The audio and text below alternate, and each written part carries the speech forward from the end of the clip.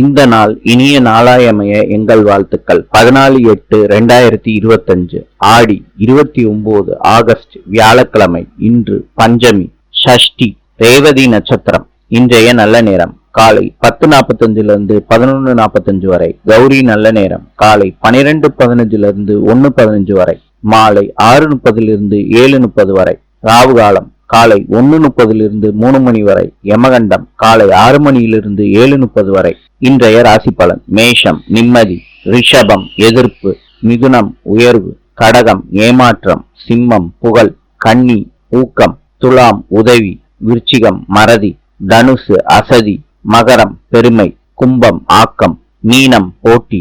இந்த நாள் இனிய நாளாயமைய எங்கள் வாழ்த்துக்கள். நாளை சந்திப்போம்.